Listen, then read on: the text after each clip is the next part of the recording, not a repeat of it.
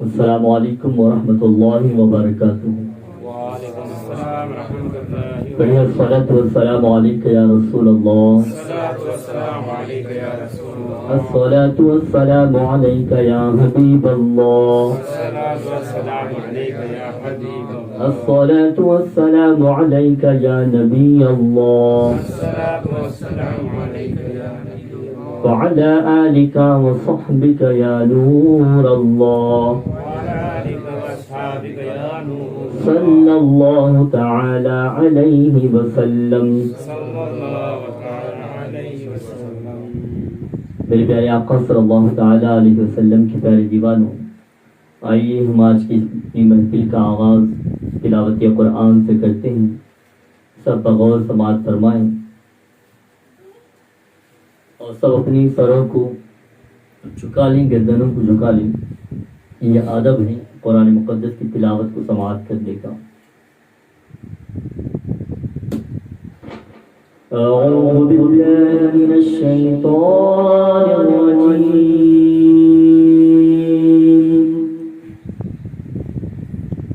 بسم اللہ الرحمن الرحیم.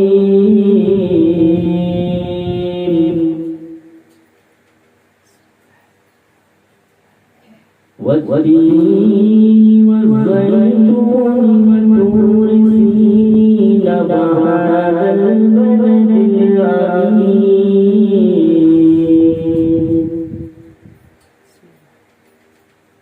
لقد خلقنا الإنسان في أحسن تقويم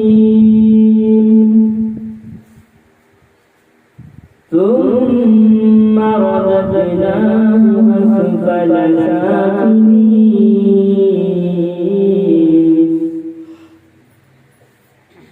إلا الذين آمنوا وعملوا الصالحات فلهم أجر غير ممنون. فما يكذبك بعد بالدين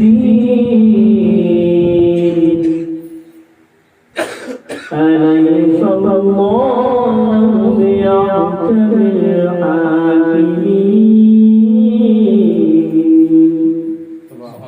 صدق الله العظيم.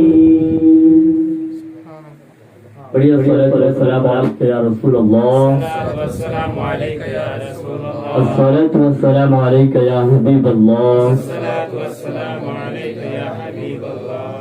الصلاۃ والسلام علیک یا نبی اللہ. الصلاۃ والسلام علیک یا نبی اللہ. وعلى آلك وعلى آلك وصحبك وأصحابك یا نور اللہ یا نور صلی اللہ. اللہ تعالی علیہ وسلم. صلی اللہ تعالی علیہ وسلم. میرے پیارے آقا صلی اللہ تعالی علیہ وسلم کے پیارے دیوانوں، اللہ رب العزت کا بے پناہ احسان ہے، کرم بارائے کرم ہے اس کا کہ مولا تعالیٰ نے ہم سبوں کو نماز مغرب کے بعد علم دین کی اس محفل میں آنے، بیٹھنے، سننے اور سیکھنے کی توفیق عطا فرمائی. اللہ رب العزت ہم سب کو اس محفل سے علم دین سیکھنے اور اس پر عمل کرنے اور دوسروں تک پہنچانے کی توفیق عطا فرمائے. میرے پیارے آقا صلی اللہ علیہ وسلم کے پیارے دیوانوں، تلاوت قرآن آپ نے سنی. یہ وہی کلام اللہ ہے جس کے تعلق سے خود رب قدیر ارشاد فرماتا ہے، مفہوم آیت یہ قرآن ہم نے نازل کیا اور ہم خود اس کی حفاظت کریں گے. ہم خود اس کی حفاظت کریں گے. اب ہم قرآن تلاوت کر رہے تھے، آپ سماعت کر رہے تھے، کتنا اچھا لگ رہا تھا. جب رمضان میں کوئی حافظ و قاری نماز تراویح پڑھاتے ہیں تو بڑا پیارا انداز ہوتا ہے پڑھنے والوں کا بھی، اور سننے میں بھی اتنا ہی مزہ آتا ہے. حالانکہ سمجھ نہیں رہے ہیں.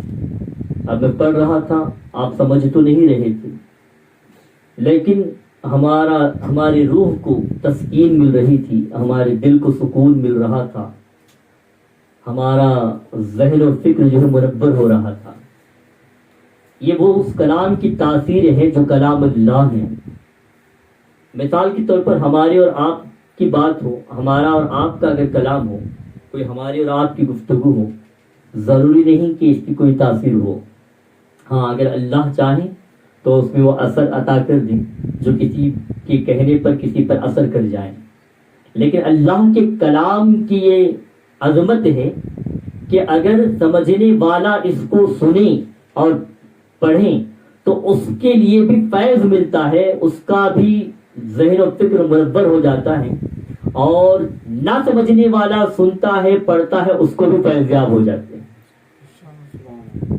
اور جو سمجھ کر پڑھیں اس کی بھی مراد پوری ہو جاتی ہے, جو بنا سمجھے پڑھتا ہے اس کی بھی مراد پوری ہو جاتی ہے. اور یہ کلام وہ ہے جس میں اللہ رب العزت نے ہر شے کا روشن بیان فرما دیا ہے. آپ کو اگر آج سے ہزاروں سال پہلے کی بات کو تلاش کرنا ہے تو وہ بھی قرآن میں موجود ہے, یا قیامت تک جو ہونے والا ہے اس کے بعد میں جو ہوگا اس کو بھی اگر آپ کو ڈھونڈنا ہے تو وہ بھی قرآن میں موجود ہے. یہ قرآن ہے اور اس قرآن کو کوئی بدل نہیں سکتا. بات آ گئی تو میں آپ کو بتاتا ہوا چلوں کہ اب آپ نے دیکھا ہوگا ہمارے ملک میں, یوں تو پوری دنیا میں کفار و مشرکین طرح طرح کے حملے آئے دن کرتے جا رہے ہیں, لیکن فی الوقت جو وبا ہمارے ملک میں چلی ہے, ایک بغض و عداوت کی وبا دشمنان اسلام نے جو پھیلائی ہے, جس میں کسی ایک نام و نہاد اپنے آپ کو مسلمان کہنے والے مرتد فاجر و فاسق نے یہ کہا کہ قرآن مقدس کی 26 آیتوں کو ہٹا دیا جائے.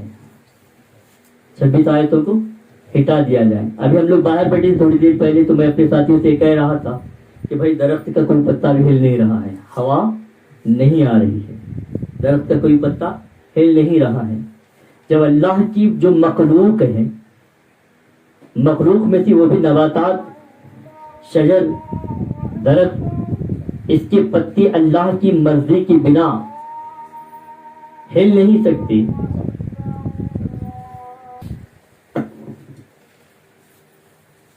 تو میں عرض کر رہا تھا کہ درختوں کے پتے جب اللہ کی مرضی کی بنا ہل نہیں سکتے, اور جب ہوا نہیں آ رہی ہے تو کئی لوگ مل کر بھی ان درختوں کو ہلا کر وہ ہوا ہمیں دے نہیں سکتے.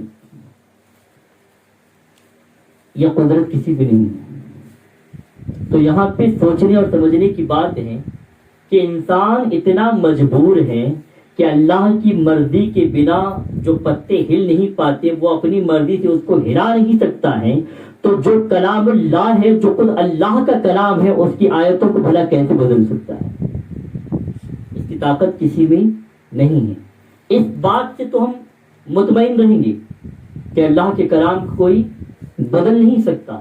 قرآن کی کوئی آیت کو کوئی اونچ نیچ نہیں کر سکتا, اس کے اعراب میں کوئی تبدیلی نہیں ہو سکتی, زیر کی جگہ زبر, زبر کی جگہ زیر, پیش جزم کو کوئی ہٹا نہیں سکتا, یہ کچھ نہیں کر سکتے, کیونکہ اس کا حفاظت کا ذمہ اللہ رب العزت نے لیا ہے. لیکن افسوس کی بات تو یہ ہے کہ جو کلام اللہ رب العزت کا ہے, جس کلام کی تاثیر اتنی ہے کہ اگر بیمار پڑے تو شفا مل جائے, کسی کی مشکل کا کوئی حل نہیں مل رہا ہے تو قرآن میں وہ حل مل جاتا ہے, کسی کی پریشانی کا کوئی علاج نہیں مل رہا ہے تو وہ علاج قرآن سے مل جاتا ہے, کسی کو راہ نظر نہیں آ رہی کہ آگے کیا کیا جائے تو وہ راہ کو تلاش کرنا ہے تو بھی قرآن میں مل جاتا ہے. اس قرآن کو ہم سمجھنے سے قاصر ہیں, ہم سمجھنے سے کون سا دور ہیں. بس اس قرآن کو ہم نے صندوق میں رکھنے کا ایک ذریعہ بنا کے رکھ دیا, گھروں کی ایک زینت بنا کے رکھ دیا, اور ایک رسم بنا لیا گیا ہے کہ شادی جب ہوگی تو پہلے قرآن دیں گے دولہا کو, دلہن کا جو جہیز میں دیا جاتا ہے وہ قرآن دیں گے. لیکن قرآن دیں گے تو کس لیے؟ پڑھنے کے لیے نہیں, سمجھنے کے لیے, بس ایک رواج اور ایک رسم بنا دیا گیا. تو بڑے افسوس کا مقام ہے کہ آج اسی قرآن پر حملہ ہو رہا ہے, مسلمانوں کی نمازوں پہ حملہ ہو رہا ہے, مسلمانوں کی مسجدوں پہ حملہ ہو رہا ہے, مسلمانوں کی مدارس اور مسلمانوں کی اذان پر بھی حملہ ہو رہا ہے. تو کیا کریں گے؟ اللہ نہ کرے، سچ بات نہ کریں کہ قرآن کی تلاوت کرنا بند کروا دیا جائے، ایسا نہیں ہوگا. لیکن اگر خود مسلمان چھوڑ دے تو کیا کوئی کیا کر سکتا ہے؟ سوچنے کی بات ہے. تو اس لیے اس موقع کو، اس وقت کو غنیمت جانیں، اور جو لوگوں کو قرآن پڑھنا نہیں آتا وہ پڑھنے والوں اور پڑھانے والوں کے پاس، علماء کے پاس، حفاظ اور قراء کے پاس بیٹھ کے قرآن کو پڑھنا سیکھیں، قرآن کی تلاوت کریں. اور روزانہ 1-2 آیت ہی کیوں نہ ہو، آپ پڑھ کر قرآن کے ترجمہ اور تفسیر کو پڑھیں کہ دیکھیں اللہ ہم سے کیا کہہ رہا ہے، اللہ ہم سے کیا کہہ رہا ہے. آپ پھر آگے خود سمجھ جائیں گے انشاءاللہ. آج انشاءاللہ بات اسی پر ہوگی. اب آئیے ہم نعت رسول مقبول صلی اللہ علیہ وسلم گنگناتے ہوئے اپنی محفل کو آگے بڑھاتے ہیں. سب مل کے محتاج پڑھیں. صلی اللہ علیہ یا رسول اللہ، وسلم علیہ یا حبیب اللہ، صلی اللہ علیہ یا رسول اللہ، وسلم علیہ یا حبیب اللہ. اجالا جس کا دو جہاں میں، وہ میری آقا کی روشنی، ان کے قدموں کی برکتوں سے یہ زندگی آج زندگی. پڑھیے صلی اللہ علیہ یا رسول اللہ، وسلم علیہ یا حبیب اللہ. یہ ہم نے باری پڑھا دعا کے ساتھ اور اتنی اللہ اللہ کے لیے انشاءاللہ امید بھی آپ میرے ساتھ پڑھیں گے. لا الہ الا اللہ، لا الہ الا اللہ، لا الہ الا اللہ، لا الہ الا اللہ، لا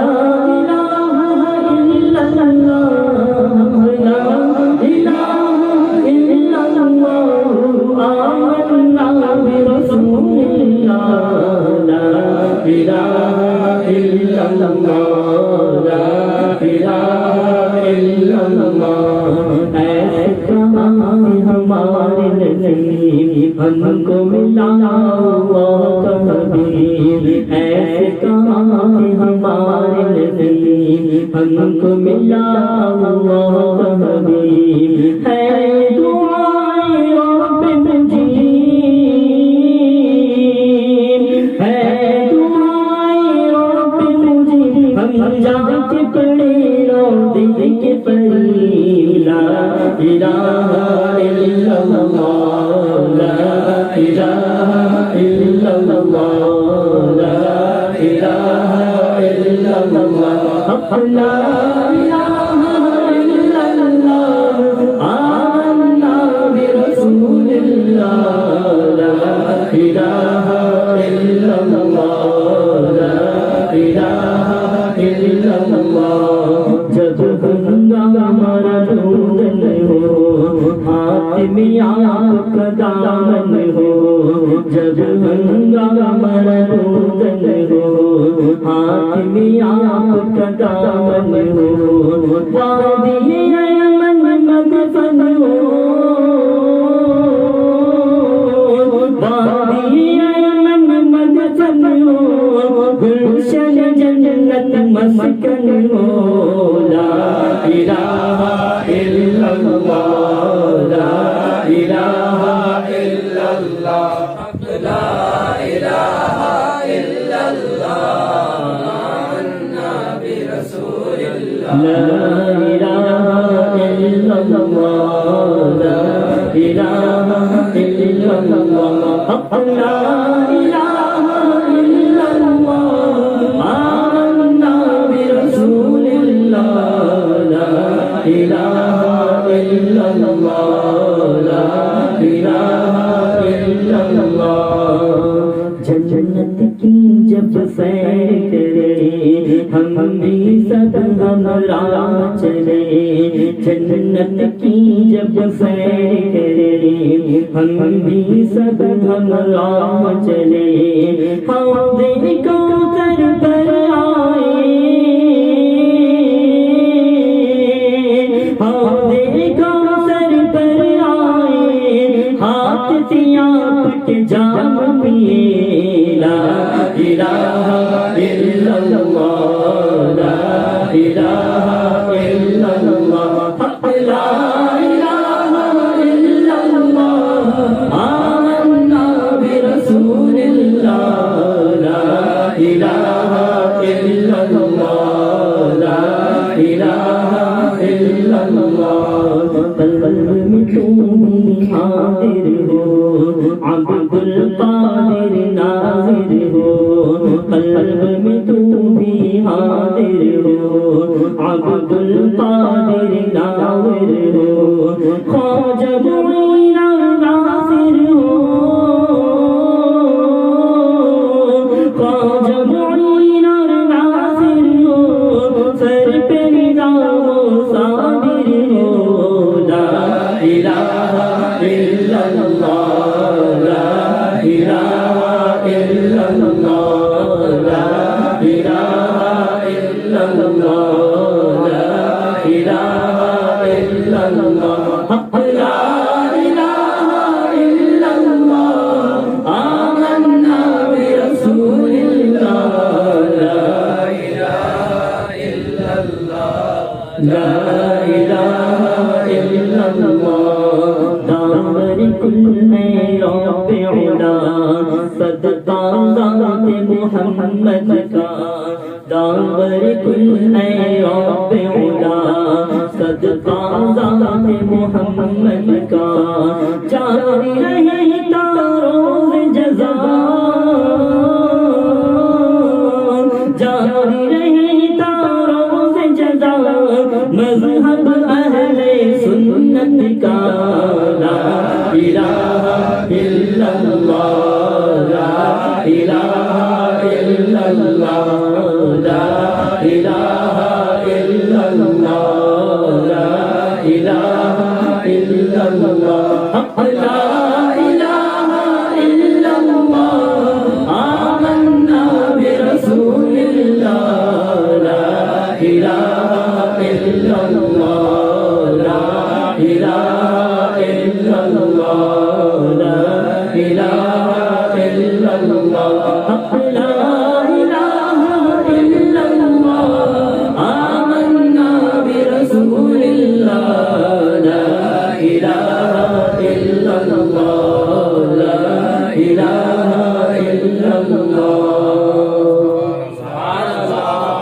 اور محبت سے بولے ہم سب لا الہ الا اللہ کا ورد بھی کر رہے تھے حمد باری تعالیٰ بھی پڑھ رہے تھے اور آقا کی ثنا قانی بھی بیان کر رہے تھے آپ جانتے ہیں لا الہ الا اللہ کی فضیلت کتنی عظیم ہے ایک روایت کے مطابق اللہ کے رسول صلی اللہ علیہ وسلم نے فرمایا کہ جس نے ایک مرتبہ لا الہ الا اللہ پڑھ لیا اللہ تعالیٰ اس کے لیے جنت کے دروازوں کو کھول دیتا ہے اس کے لیے جنت کے دروازوں کو کھول دیتا ہے اور یہ وقت جو ہم ابھی ذکر خدا میں گزار رہے تھے یہی وقت ہے جو روز محشر میں ہمارے کام آئے گا اس کے علاوہ جو وقت ہم نے گزارا چاہے وہ سونے میں گزرا ہو مال و دولت کمانے میں گزرا ہو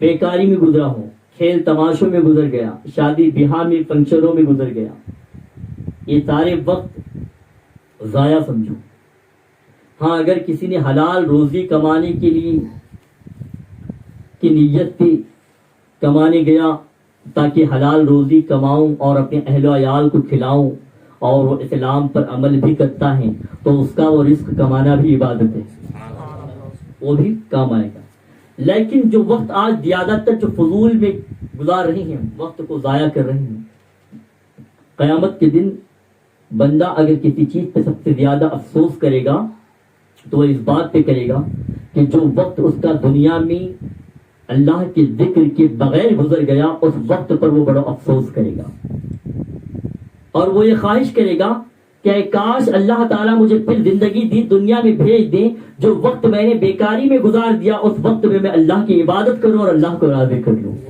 لیکن افسوس کہ وہ وقت واپس نہیں ملنے والا.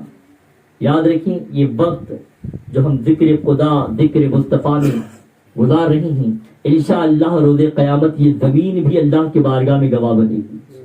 یہ زمین بھی اللہ کی بارگاہ میں گواہ بنے گی. تو آپ ذرا اندازہ لگائیں کہ ہم اللہ رب العزت کی چند ناموں کا ذکر کر رہے ہیں تو زمین اللہ کی بارگاہ میں گواہ بن جائے گی. تو ہم اگر اپنا وقت قرآن مقدس کو سیکھنے، اسے سمجھنے، اس کی تلاوت کرنے اور دوسروں کو سکھانے میں لگا دے گی تو کیا وہ اللہ کا کلام رب کی بارگاہ میں ہماری گواہی نہیں دے گا؟ دے گا کہ نہیں دے گا؟ ضرور دے گا. تو پیاروں کوشش یہ کرو کہ قرآن کی تلاوت کو اپنے اوپر لازم کر لو. روزانہ کچھ ہی آیتیں کیوں نہ ہوں ضرور پڑھیں. صرف پڑھ کر ثواب کی نیت سے کہ ایک حرف کے بدلے میں 10 نیکیاں ملے گی، حقیقت ہے یہ. اللہ کے رسول صلی اللہ علیہ وسلم نے فرمایا کہ قرآن مقدس کی تلاوت میں ایک حرف کے بدلے میں اللہ تعالیٰ 10 نیکیاں عطا فرمائے گا. 10 نیکیاں. اور آگے فرماتے ہیں کہ الف لام میم ایک حرف نہیں ہے بلکہ الف ایک حرف ہے، لام ایک حرف ہے، میم ایک حرف ہے. ہر حرف کے بدلے میں اللہ تعالیٰ 10 نیکیاں عطا فرماتا ہے. بہت اجر و ثواب ہے. لیکن ثواب کی نیت تو ہونی چاہیے، لیکن اس کے ساتھ ساتھ کوشش یہ بھی کرو کہ قرآن جو ہے نا وہ حکمت والی کتاب ہے، وہ عمل کی کتاب ہے، وہ ہماری زندگی اور دنیا و آخرت کی اصول کی کتاب ہے، ضابطۂ حیات ہے. اسے پڑھ کر سمجھنے کی بھی کوشش کریں. اگر آپ اتنا علم نہیں رکھتے، جو سمجھدار ہیں، جو سکھانے والے ہیں، جو سمجھے ہوئے ہیں، ان کے پاس جائیں اور کہیں کہ حضرت آپ یہ قرآن کی تلاوت میں نے آج یہ سورہ پڑھا ہے، آپ اس کے ترجمہ اور تفسیر بیان کر دیں کہ یہ اللہ رب العزت نے یہ آیت تو کیوں نازل فرمایا. اگر ہم قرآن کو سمجھ جائیں گے انشاءاللہ تو دنیا میں ہر مقام پر اسلام کا پرچم ہی بلند و بالا ہوگا اور مسلمان سب سے آگے ہوگا انشاءاللہ. آج دیکھو مسلمان تو صرف قرآن کی تلاوت کرنے میں لگ گئے، لیکن یہود و نصارہ اتنا آگے پہنچے وہ قرآن کو مانتے تو نہیں ہیں لیکن ان کو یہ یقین ہے کہ قرآن میں جو بھی کہا گیا ہے وہ بالکل سچ ہے. وہ قرآن کو پڑھتے ہیں، سمجھتے ہیں اور اسی سے مسلمانوں کو کس طرح گرایا جائے اس کی تمام حربیں وہ اپنے ذہن میں بنا لیتے ہیں اور قرآن کے تحت وہ کامیاب ہو جاتے ہیں اور مسلمانوں کو ناکامی کی طرف ڈھکیلنے لگتے ہیں. یہ کون کیوں ہو رہا ہے؟ اس کی وجہ یہی ہے کہ علامہ اقبال نے بڑے پیارے انداز میں کہا طریقہ مصطفیٰ کو چھوڑنا ہے وجہ بربادی، اسی لیے قوم ہوئی دنیا میں بے اقتدار اپنی. تو یہ مصطفیٰ صلی اللہ علیہ وسلم کے طریقے کو چھوڑنے کی وجہ صحابہ اکرام پوری دنیا میں پھیل گئے، پوری دنیا میں گئے تو بڑا بڑا لشکر لے کے نہیں گئے تھے دین کی دعوت دینے کے لیے. ان کے پاس ہوتا تھا کلام اللہ اور سنت مصطفیٰ ہوتی تھی. پیرہن میں سنت مصطفیٰ ہوتی، ہاتھ میں کلام اللہ ہوتا اور دل میں خوف خدا ہوتا، سینے میں عشق مصطفیٰ ہوتا تھا. جہاں جاتے وہ زمین ان کی ہو جاتی. چائنا کی سرزمین پہ اسلام کیسے پہنچا؟ صحابی رسول گئے تھے، کوئی لشکر لے کے نہیں گئے تھے بلکہ اخلاق مصطفیٰ کو لے کے گئے تھے. ہندوستان کی سرزمین پہ صحابہ آئے دین پھیلانے کے لیے، کوئی لشکر لے کے نہیں آئے. وہ آئے تو قرآن کی تعلیم کو لے کے آئے، سنت مصطفیٰ کو لے کے آئے، محبت رسول کو لے کے آئے. سرکار غریب نواز نے اسلام کو ہندوستان میں پھیلایا، 90 لاکھ سے زیادہ کفار و مشرکین کو کلمہ پڑھایا. وہ کیا لے کے آئے تھے؟ وہ اکبر اور بابر کی طرح کوئی فوج لے کے نہیں آئے تھے، فوج لے کے نہیں آئے تھے بلکہ وہ آئے تو چند اپنے اصحاب کے ساتھ آئے، اپنے مریدین کے ساتھ آئے اور انہوں نے قرآن کی تلاوت سے، قرآن نے جو درس دیا اس درس خدا بندی سے انہوں نے لوگوں کی ذہن و فکر کو بدل ڈالا اور سنت مصطفیٰ اور اخلاق مصطفیٰ کو پیش کیا تو لوگ ان کے قریب آتے گئے، ان کے قریب آتے گئے کہ اتنا قریب آ گئے کہ انہوں نے آگے بڑھ کر یہ کہا کہ بابا جو مذہب پہ آپ عمل کرتی ہو ہمیں بھی اسی مذہب میں لے لیجیے. تو یہ سب کیا ہے؟ یہ سب قرآن سے ہوتا ہے. جانتے ہیں ایک روایت کے مطابق یہ ہے کہ حضرت مولا علی رضی اللہ تعالی عنہ فرماتے ہیں کہ اگر میرے گھوڑے کی نال گم ہو جاتی تو میں اس کو بھی قرآن سے تلاش کرتا ہوں. قرآن میں ہر چیز کا علم ہے، ہر چیز کا واضح بیان ہے، لیکن پڑھنے اور سمجھنے کی طاقت کی ضرورت ہے، علم کی ضرورت ہے. تو علم دین کا سیکھنا ہم سب پر فرض ہے. کوشش کریں اپنے وقت کو ضائع نہ کریں، اپنے وقت کا صحیح استعمال کریں. صرف کمانا، کھانا پینا یہی سب کچھ نہیں ہے. آپ جانتے ہیں اللہ کے رسول صلی اللہ علیہ وسلم نے فرمایا کہ جو شخص عشاء کے بعد، مفہوم حدیث ہے کہ جو شخص رات کے کچھ حصے میں علم دین کو حاصل کرتے تو پوری رات عبادت کرنے سے بہتر ہے، پوری رات عبادت کرنے سے۔ اور ایک روایت کے مطابق کہ 1000 رکعت نفل پڑھنے سے بھی افضل ہے۔ ایک آپ نے دین کی بات سیکھ لی، ایک مسئلہ سیکھ لیا، تو میں آپ سے گزارش یہ کرتا ہوں کہ آپ سے ہفتے میں ایک مرتبہ نہیں، کوشش یہ کریں کہ روزانہ کم سے کم 1 گھنٹہ یا آدھا گھنٹہ رات میں آپ وقت نکال لیا کریں، بیٹھے علماء کے پاس سیکھیں، سیکھنے کی کوشش کریں، ورنہ وہ وقت دور نہیں۔ کیا اس چیز پر بھی پابندی لگا دی جائے گی کہ کہیں آپ کو دینی تعلیم سیکھنے پر بھی پابندی لگا دی جائے؟ اللہ نہ کرے، سچ بات نہ کرے۔ اگر مسلمان چھوڑ دیں گے اسلام پہ عمل کرنا تو پھر غیر تو ظاہر سی باتیں بھی قبضہ کریں گے۔ اور یہ بھی یاد رکھ لیں، اسلام پر ہم عمل کریں گے تو ہمارا ہی فائدہ ہوگا۔ اگر ہم اسلام پر عمل نہیں کریں گے تو اس سے اسلام کا کچھ بھی نہیں بگڑنے والا، بگڑے گا تو ہمارا بگڑے گا۔ کیوں؟ کیونکہ اللہ رب العزت جو اسلام پر عمل نہیں کرتی ہے جو قوم، اس قوم پہ کفار و مشرکین کو، ظالموں کو مسلط کر دیتا ہے، اور پھر آگے چل کے اللہ تعالیٰ انہی ظالموں میں سے، انہی کفار و مشرکین میں سے مسلمانوں کو پیدا فرما دیتا ہے۔ تاریخ میں ایسا ہوا ہے۔ تو اس لیے کوشش یہ کریں، اللہ نے ہمیں ایمان کی دولت سے نوازا ہے تو اسلام پہ عمل کریں، قرآن کی تعلیم کو حاصل کریں، قرآن کی تعلیم کو عام کریں، سنت مصطفیٰ کے پیغام کو عام کریں، تو انشاءاللہ یہاں پر بھی ہمیں بھلائی ہاتھ آئے گی اور وہاں پر بھی بھلائی ہاتھ آئے گی انشاءاللہ۔ آئیے اور اتنا تیر وسلم گنگناتے ہیں سب مل کے، کلامی اعلیٰ حضرت سب مل کے پڑھتے ہیں۔ پڑھیے صلی اللہ علیہ یا رسول اللہ وسلم علیہ یا حبیب اللہ۔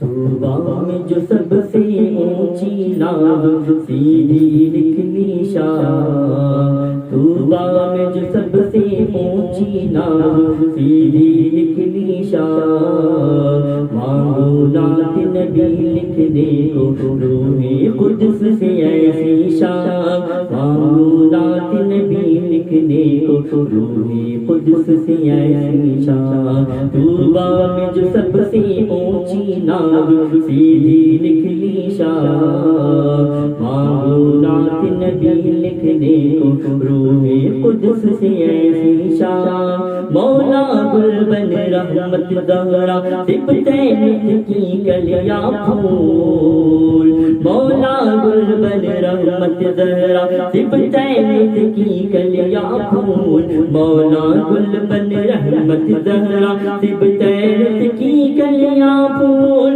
صدیق و فاروق و عثمان، صدیق و فاروق و عثمان، حیدر ہر ایک اس کی شان، طوبیٰ میں جو سب سے اونچی نازک سیدھی نکلی شان، مانگو نعت نبی لکھنے کو روح قدس سے ایسی شان۔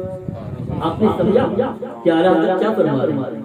اعلیٰ حضرت نعت شریف لکھنے کے لیے یہ تمنا پیش کر رہے ہیں کہ طوبیٰ پہ، طوبیٰ وہ مقام ہے جو سدرا پر ایک درخت ہے، اس کو طوبیٰ کہا جاتا ہے۔ وہ اور سدرا کے والی کون ہے؟ سدرا پہ کون رہتے ہیں؟ حضرت سیدنا جبریل علیہ السلام، وہ ان کا مقام ہے۔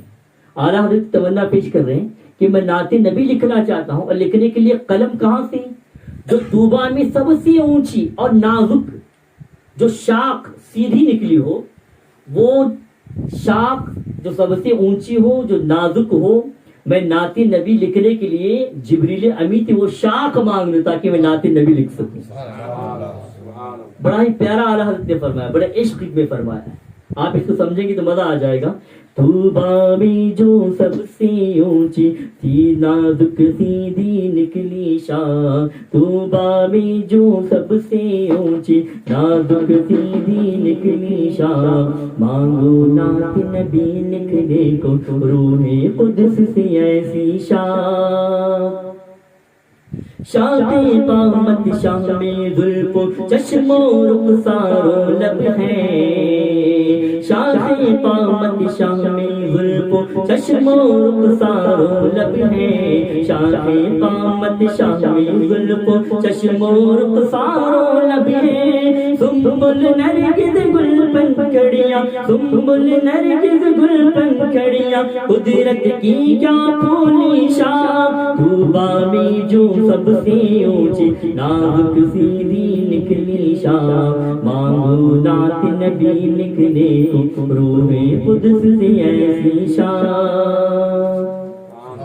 اپنے ان باغوں کا صدقہ وہ رحمت کا پانی دے اپنے ان باغوں کا صدقہ وہ رحمت کا پانی دے اپنے ان باغوں کا صدقہ وہ رحمت کا پانی دے جس سے نقلے دل میں ہو پیدا جس سے نقلے دل میں ہو پیدا پیارے تیری ملا کی شاہ طوبیٰ میں جو سب سے اونچی نازک سیدھی نکلی شاہ مانگو نعت نبی لکھنے کو روح قدس سے ایسی شاہ یادیں رخ میں آئی کر کے بن میں رویا آئی بہار یادیں رخ میں آئی کر کے بن میں رویا آئی بہار یادیں رخ میں آئی کر کے بن میں رویا آئی بہار جھومے جھومے نسیمیں نیساں برسا جھومے نسیمیں نیساں برسا کلیاں چٹکی میں کی شاہ طوبیٰ میں جو سب سے اونچی نازک سیدھی نکلی شاہ مانگو نعت نبی لکھنے کو روح قدس سے ایسی شاہ مانگو نعت نبی لکھنے کو روح قدس سے ایسی شاہ ظاہر باطن اول واقع زیب فروع زیر اصول ظاہر باطن اول واقع زیب فروع زیر اصول ظاہر باطن اول واقع زیب فروع زیر اصول باغ رسالت میں ہے توئی باغ رسالت میں ہے توئی گل غنچہ جڑ پتی شاہ طوبیٰ میں جو سب سے اونچی نازک سیدھی نکلی شاہ مانگو نعت نبی لکھنے کو روح قدس سے ایسی شاہ آخر میں یوں استغاثہ فرماتے ہیں سرکار اعلیٰ حضرت آل احمد خذ بیدی سید حمزہ کن مددی آل احمد خذ بیدی سید حمزہ کن مددی آل احمد خذ بیدی سید حمزہ کن مددی وقت قضان عمر رضا وقت قضان عمر رضا برگ خدا سے ناری شاہ طوبیٰ میں جو سب سے اونچی نازک سیدھی نکلی شاہ مانگو نعت نبی لکھنے کو روح قدس سے ایسی شاہ طوبیٰ میں جو سب سے اونچی نازک سیدھی نکلی شاہ مانگو نعت نبی لکھنے کو روح قدس سے ایسی شاہ صلی اللہ علیہ وسلم تو میرے پیارے آقا صلی اللہ علیہ وسلم کی پہلی دیوار تو قرآن کو سمجھنے کی ضرورت ہے. اگر ہم قرآن سمجھ جائیں گے تو جتنی ہمارے ایسے سوال جو روزانہ ہمارے اندر پیدا ہوتے ہیں ہر سوال کا جواب قرآن میں موجود ہے. اب مثال کے طور پر چھوٹی چھوٹی چند باتیں میں آپ کو بتا دیتا ہوں. حالانکہ چھوٹی نہیں باتیں بہت بڑی ہیں مگر سننے میں بہت چھوٹی ہیں کیونکہ وقت آگے اجازت نہیں دے گا کہ اور زیادہ سے طویل کہا جائے. ہم روزانہ سورہ فاتحہ تو پڑھتے ہیں, نماز بھی پڑھتے بھی ہیں, سنتے بھی ہیں. اب صرف سورہ فاتحہ کو آپ تھوڑا سا سمجھ لیں. ہم پڑھتے ہیں سب سے پہلے سورہ فاتحہ سے ہم کیا پڑھیں گے؟ اگر ایسے ہم تلاوت کریں گے تعوذ پڑھیں گے, اعوذ باللہ من الشیطان الرجیم. آج لوگ جو ہے نا شیطان سے بچنے کے لیے کیا کیا کرتے ہیں. جو ہمارے اندر جو شیطان آ جاتا ہے, جو ہمارے نفس میں ہے, اس سے بچنے کی تو کوشش نہیں کی جاتی.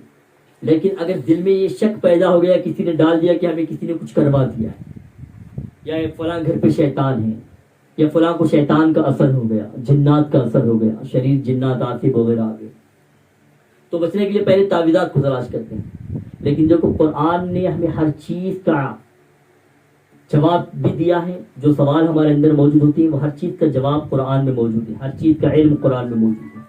بس پڑھنے سیکھنے پڑھنے اور سمجھنے کی ضرورت ہے. ہم کیا کہتے ہیں؟ تعوذ پڑھتے ہیں، اعوذ باللہ من الشیطان الرجیم. اب اس کے ترجمے کو سمجھو. اس کا مفہوم یہ ہے اللہ کی پناہ شیطان مردود سے. اللہ کی پناہ شیطان مردود سے، یعنی سیدھی سیدھی بات آپ یوں سمجھ لیں کہ ہم اللہ رب العزت کی بارگاہ میں اس کی پناہ مانگ رہے ہیں، اس کا حفظ و امان مانگ رہے ہیں. کس سے؟ شیطان سے، شیطان لعین سے، شیطان مردود سے. اب کوئی بندہ جب اخلاص کے ساتھ اللہ رب العزت کی طرف لو لگا کے دل و جان سے اللہ کی بارگاہ میں یہ پڑھ لے اعوذ باللہ من الشیطان الرجیم، اے اللہ میں تیری پناہ چاہتا ہوں شیطان مردود سے، اللہ کی پناہ شیطان مردود سے، یہ دل سے کہہ لے تو کیا بتاؤ ہمیں اخلاص اللہیت کے ساتھ جب اللہ کی بارگاہ میں یہ عرض کریں گی تو کیا اللہ تعالیٰ ہمیں شیطان مردود سے اپنی پناہ دے گا کہ نہیں دے گا؟ پھر آگے کیا کہتے ہیں؟ تسمیہ پڑھتے ہیں، بسم اللہ الرحمن الرحیم. بسم اللہ الرحمن الرحیم سب پڑھتے ہیں نا، بسم اللہ. اور بہت سارے لوگ ایسے ہوتے ہیں جب نکاح پڑھانے کے لیے جاتے ہیں تو وہاں پہ دولہا کو جب توبہ استغفار کلمہ وغیرہ جب پڑھایا جاتا ہے تو کچھ لوگ ایسے بھی ہوتے ہیں اللہ اکبر جن کو بسم اللہ بھی صحیح سے پڑھنا نہیں آتا ہے. اس کو بڑا ہی افسوس ہوتا ہے، افسوس کہ ہائے یہ کیا ہے. اب غلطی کس کی سمجھ میں نہیں آتی. کیا یہ سکھانے والوں کی غلطی تھی کہ وہ ان تک پہنچ نہیں سکی، یا خود ان لوگوں کی غلطی تھی کہ وہ خود سیکھنا نہیں چاہتے تھے؟ بسم اللہ الرحمن الرحیم، اللہ کے نام سے شروع جو نہایت مہربان رحمت والا ہے، رحم کرنے والا ہے. اور بسم اللہ کی فضیلت کتنی عظیم فضیلت ہے. اللہ کے رسول صلی اللہ علیہ وسلم نے فرمایا کہ ہر جائز کام سے پہلے بسم اللہ پڑھا کرو. ہر جائز کام کو بسم اللہ سے شروع کرو. جس کام کے شروع میں بسم اللہ شامل ہو اس کام میں شیطان دخل نہیں دے سکتا، اور جس کام کے شروع میں بسم اللہ نہ پڑھا جائے وہ شیطان سے محفوظ نہیں رہتا، شیطان سے محفوظ نہیں رہتا. اب سورہ فاتحہ کی طرف ہم چلتے ہیں. ہم کہتے ہیں الحمدللہ رب العالمین، تمام تعریفیں اللہ عز و جل کے لیے جو تمام عالموں کا رب ہے، تمام عالموں کا پالنے والا ہے، اس کی تعریفیں. اب آپ اگر اس کو صحیح طریقے سے سمجھ جائیں گے تو پھر آپ دوسروں کی تعریف کے پل باندھنا بند کر دو گے. دوسروں کی تعریف کے پل باندھنا بند کر دو گے. جو آج بہت ساری جھوٹی تعریفیں ہوتی ہیں وہ جھوٹی تعریفیں کرنا ہی بند کر دو گے. اور یہاں تک کہ آپ خود اپنی بڑائی بھی اپنے منہ میاں مٹھو کسی اور کے آگے بولنا بھی بند کر دو گے. دکھاوا ریاکاری سے بھی پاک ہو جاؤ گے. کیوں؟ ہمیں بنانے والی ذات اللہ کی ہے. اگر ہم نے دنیا کے کسی ایسے خطے کو دیکھا جو بہت خوبصورت ہو، حسین ہو، تو پھر آپ سمجھ جانا یہ بنانے والا کوئی اور نہیں ہے، اس کا رب اللہ ہے. تو ہر چیز سے اس سے بھی بڑھ کر تعریف اللہ کی تعریف ہے. کسی خوبصورت شخص کو دیکھا، بچوں کو دیکھا، خوبصورت چیز کو دیکھا، خوبصورت گھر کو دیکھا، خوبصورت کسی شے کو دیکھ لیا تو اس کی تعریف سے پہلے مسلمان کا معاملہ یہ ہوتا ہے. آپ یہ سنا ہوگا یا آپ نے بھی کیا ہوگا، کوئی چیز اچھی ماشاء اللہ کتنی پیاری چیز ہے، یا ہمیں کوئی اچھی چیز مل گئی تو ہمیں الحمدللہ الحمدللہ. تو یہ مومن کا شیوا ہے. لیکن پہلے ہمیں اسے سمجھنے کی ضرورت ہے. الحمدللہ رب العالمین، تمام تعریفیں تمام بڑائیاں یہ اللہ عز و جل کے لیے ہے جو تمام عالموں کا رب ہے. اب اس کے بعد کہتے ہیں الرحمن الرحیم. اب یہاں پہ آپ کو بڑی تسکین ملے گی، بڑا سکون ملے گا، اطمینان ملے گا. ہم گنہگار ہیں، خطا کار ہیں، ریاکار ہیں، ہم اللہ کے حقیر اور عاجز بندے ہیں. ہم سے تو صحیح طریقے سے عبادتیں ہو نہیں پاتی، ہم وقت پر 5 وقت کی نماز ادا نہیں کر سکتے. لیکن اب آپ جب رحمان و رحیم کو پڑھیں گے، اس کو سمجھیں گے، تو آپ اتنا اطمینان سکون کی سانس لے پاؤ گے کہ اس کو سمجھو اللہ کیا کہہ رہا ہے. الرحمن الرحیم، اللہ تعالی رحمان اور رحیم ہے. یہ رحمان و رحیم اللہ تعالیٰ کی ایسی صفت ہے کہ بندہ کتنا ہی بڑا گنہگار ہو، اگر اللہ تعالیٰ کی بارگاہ میں ہم اس کی فضل و کرم کو مانگ لیں گے تو اللہ اتنا رحم فرمائے گا کہ اللہ سے بڑا رحم کرنے والا کوئی کائنات میں ہے ہی نہیں، وہ اتنا رحم کرے گا۔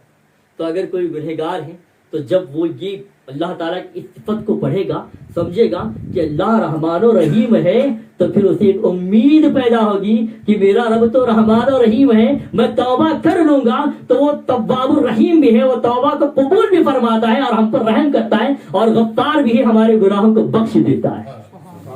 سمجھنے کی ضرورت ہے۔ پھر ہم کیا پڑھتے ہیں آج؟ رحمان الرحیم مالک یوم الدین۔ مالک یوم الدین کیا ہے؟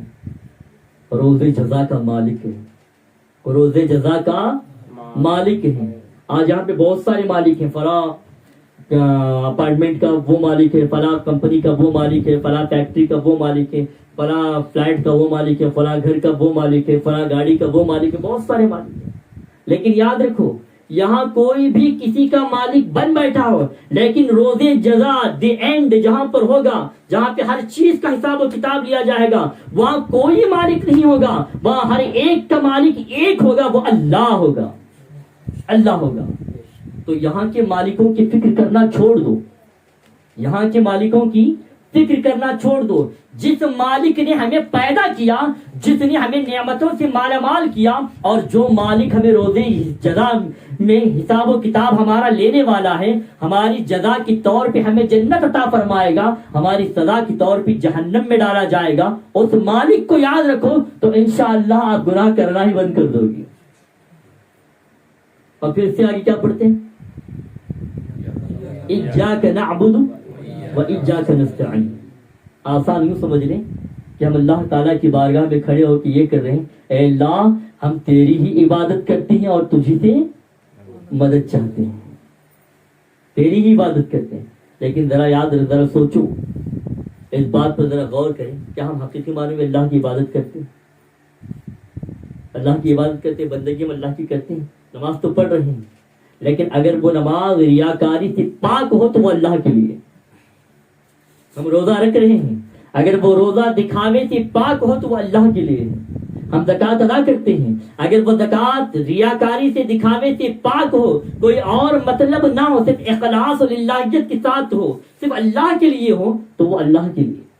اگر ہم نے حج کیا، عمرہ کیا، ہم نے تلاوت قرآن کی، ہم نے صدقہ و خیرات کیا، ہم نے ایک دوسرے کی مدد کی، اگر وہ نیت یہ ہو کہ اللہ کی رضا کے لیے ہے تو وہ تمام عبادتیں اللہ کے لیے ہیں۔ اگر اس میں کوئی اور مطلب ہو کہ مجھے لوگ مالدار کہیں، لوگ مجھے جو ہے زکوٰۃ دینے والا کہیں، لوگ مجھے نمازی کہیں، لوگ مجھے حاجی کہیں، لوگ جو ہے مجھے واہوائی کریں، میری بڑائی بیان کریں، اگر یہ سب نیتیں ہیں تو یقیناً وہ چیزیں آپ کو مل جائے گی، لیکن روز محشر میں آپ کی عبادتوں کے بدلے میں آپ کا کوئی حصہ نہیں ہوگا۔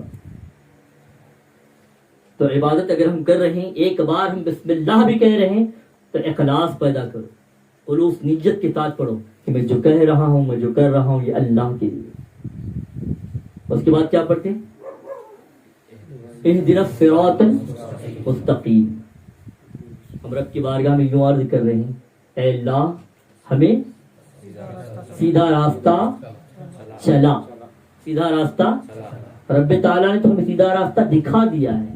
اب اس کی بارگاہ میں ہم اس کی توفیق ہم یہ مانگ رہے ہیں، مولا ہمیں اس راستے پہ چلا، کیونکہ ہمارے اندر وہ قوت نہیں کہ ہم اس سیدھا راستے پہ چل سکیں، کیونکہ سیدھے راستے پہ چلنے کی کوشش کرتے ہیں تو دائیں بائیں آگے پیچھے شیاطین کھڑے ہوئے رہتے ہیں، شیاطین ہمیں راہ سے بھٹکانے کی ہزاروں کوششیں کرتے ہیں۔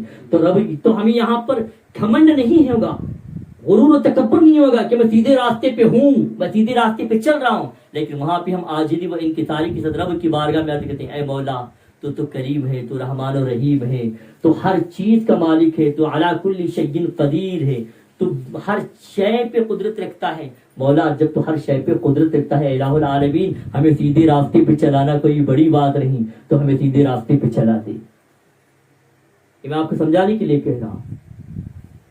تو ہم یوں کہہ رہے رب کی بارگاہ میں سیدھے راستے پہ چلا، اور پھر اس کے بعد صراط الذین انعمت علیہم، راستہ ان لوگوں کا مولا جن پر تو نے انعام فرمایا ہے۔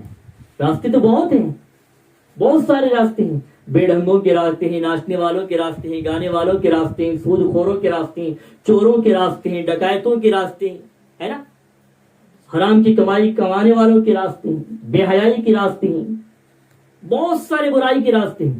لیکن راستہ ہمیں دنیا کے بادشاہوں کا یا دنیا کے مالداروں کا یا مغرور و تکبر لوگوں کا، برے لوگوں کا راستہ نہیں. مولا ان لوگوں کا راستہ، ہمیں اس راستے پر چلا جن لوگوں پہ تو نے انعام فرمایا ہے، جو تیرے ہیں، جو تیرے ہیں، جو تیری رضا والے ہیں، اور جن پر تو نے انعام و اکرام فرمایا ہے. مولا ہمیں ان لوگوں کے راستے پہ چلا. اور آخر میں اللہ تعالیٰ کی بارگاہ میں یوں عرض کرتے ہیں، کیا کہتے ہیں؟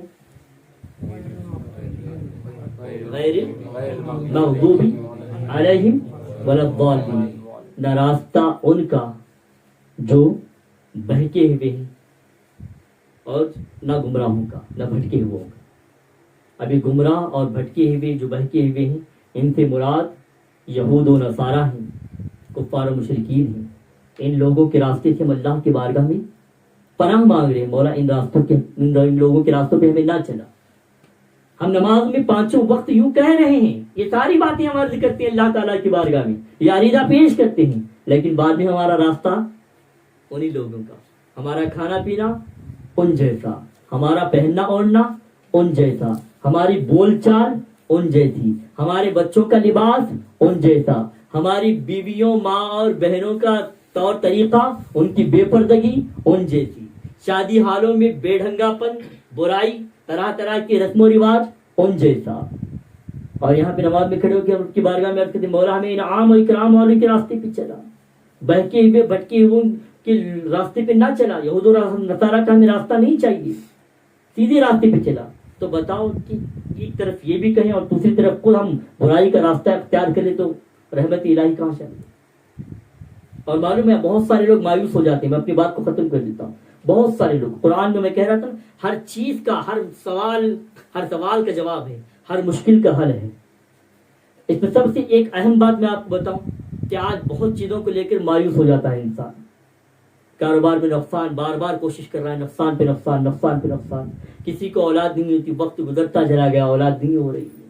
ہاں، کسی کا جو ہے نا مکان نہیں بن رہا ہے، کسی کو جاب نہیں مل رہی ہے، کوئی ایجوکیشن میں جو ہے نا کامیاب نہیں ہو پا رہا ہے، کسی کے درمیان جو ہے صلح نہیں ہو پا رہی ہے، جھگڑے پہ جھگڑا ہوتی جا رہا ہے. یہاں پہ تھک جاتا ہے انسان. تھک کیا ہے، میں کیا کروں، زندگی سے میں بیدار ہو چکا ہوں، مایوس ہو چکا ہوں. لیکن معلوم ہے ہمارا رب وہاں پر بھی ہمیں یوں فرماتا ہے، لا تقنط من رحمت اللہ، اللہ کی رحمت سے نا امید نہ ہو، اللہ کی رحمت سے نا امید نہ ہو.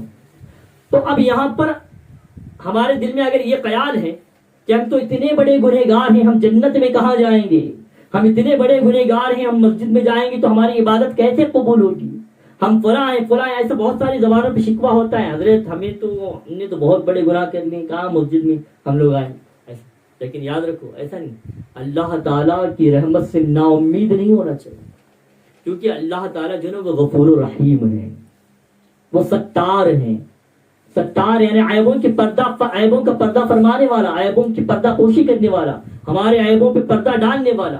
ہم یہاں پہ اتنے سارے بیٹھے ہیں، پتہ نہیں ہم میں سے کس کے کون سے گناہ ہیں، ہمارے کون سے عیب ہیں. اگر رب چاہتا تو اس عیبوں پہ سے پردہ ہٹا دے تو ہم یہاں پہ ایک دوسرے کو منہ دکھانے کے لائق نہیں رہیں گے. لیکن قربان جاؤ اس رب کی ذات پہ، اس نے ہمارے عیبوں پہ پردہ ڈال رکھا ہے. تبھی تو ہم یہاں پہ ایک دوسرے کے ساتھ بیٹھے ہیں، ایک دوسرے کو سن رہے ہیں، ایک دوسرے سے سیکھ رہے ہیں. یہ رب کا کرم نہیں تو کیا ہے؟ یہ بہت بڑا کرم ہے، بہت بڑا فضل ہے اللہ تعالیٰ کا امت محمدی پر. کیونکہ امت محمدی سے پہلے جو انبیاء علیہ السلام کی جو امتیں گزری ہیں، ان کا حال یہ تھا کہ اگر وہ رات کے اندھیرے میں گناہ کیے رہتی تو دن کے اجالے میں صبح ان کے دروازے پہ لکھا ہوتا، اے فلاں ابن فلاں تیرا یہ گناہ ہے اور اس کی یہ سزا ہے. لیکن ہم گناہ پہ گناہ کرتے جا رہے ہیں. لیکن ہمارے رب نے ابھی تک ہمارے عیبوں کو چھپائے رکھا ہے، کیونکہ وہ ستار العیوب ہے، وہ ستار العیوب ہے. اور یقیناً وہ تواب الرحیم بھی ہے، وہ توبہ کو قبول بھی فرماتا ہے اور رحم بھی فرماتا ہے. اور اللہ وہ ہے جو توبہ کرنے والوں کو پسند فرماتا ہے. تو ہمیں یہ چاہیے کہ ہم گناہوں سے توبہ کریں، اس امید پر کہ اللہ توبہ کو قبول فرمائے گا. اور اللہ کی بارگاہ میں دعائیں کریں دنیا والوں آپ اللہ کے بارگاہ میں صدق دل سے دعائیں کریں گے، اخلاص کے ساتھ مشغول ہو کے دعا کریں گے، تو آپ کو دوسروں کے آگے ہاتھ پھیلانا نہیں پڑے گا انشاءاللہ، کیونکہ رب وہ ہے جو رب اتنا کریم ہے کہ ہمارے لیے سانسوں کی کتنی ضرورت ہے وہ رب جانتا ہے، اس لیے اس رب نے سانس کو، ہوا کو ہماری ناک کے قریب کر دیا تاکہ ہوا کو کہیں سے پکڑ کے لانے کی ضرورت نہیں پڑے، بندہ جب چاہے جتنی چاہے سانسیں لیتا رہے، ان گنت سانسیں، ہم 1 منٹ میں کتنی سانسیں لے رہے ہیں، کوئی کاؤنٹنگ کر رہا ہے؟ ہوا کسی کو نظر آ رہی ہے؟ میں نے کہا کہ درختوں کے پتے ہل نہیں رہے ہیں، ہوا نہیں آ رہی ہے، محسوس تو نہیں ہو رہی تھی، لیکن پھر بھی ہمارے سانسیں چل رہی ہیں، لیکن کہ ہمارا رب کریم ہے، ہمارا رب رزاق ہے، ہمارا رب بہت بڑا رحم فرمانے والا ہے، وہ اتنا کریم ہے، اتنا کریم ہے کہ وہ جانتا ہے کہ میرے بندے کو کتنی ہوا کی ضرورت ہے، تو ہوا کو اس نے ہماری ناک کے قریب کر دیا، کتنا بڑا کرم ہے اس کا۔ تو اگر ہم رب کی بارگاہ میں مانگنا شروع کر دینا تو کسی اور کے آگے میں ہاتھ پھیلانے کی ضرورت نہیں پڑے گی، اور ہم رب کی بارگاہ میں توبہ کرنا شروع کر دیں گے تو انشاءاللہ تو ہمیں کسی اور کے آگے رسوا ہونے کی ضرورت نہیں پڑے گی انشاءاللہ۔ عمل کریں گے انشاءاللہ۔ تو آج کا ٹاپک اور آج کا ہمارا اہم آپ کو پیغام یہی ہے کہ آپ قرآن شریف کی تلاوت کرنا شروع کریں۔ جس کو پڑھنا نہیں آتا ہے وہ علماء اکرام کے پاس، حفاظ اور قراء کے پاس، اور جو قرآن اچھی طرح پڑھنا جانتے ہیں ان لوگوں کے پاس بیٹھ کے قرآن شریف کو سیکھیں اور قرآن کو پڑھیں، قرآن کو سمجھنے کی کوشش کریں۔ عمل کریں گے انشاءاللہ۔ آپ بھی کریں، اپنے گھر کی خواتین کو، بچوں کو بھی اس کی ترغیب دلائیں انشاءاللہ۔ اللہ تعالیٰ ان تمام باتوں پہ سب سے پہلے مجھے اور آپ سب کو عمل کرنے کی توفیق عطا فرمائے۔ میرے کہنے میں، آپ سب کے سننے میں کسی قسم کی قطعیں لفظشیں قصدن یا فاونے تو مولا تعالیٰ معاف فرمائے۔ آمین ثم آمین بجاہ نبی الکریم۔ وما علینا الا البلاغ۔ والسلام علیکم ورحمۃ اللہ وبرکاتہ۔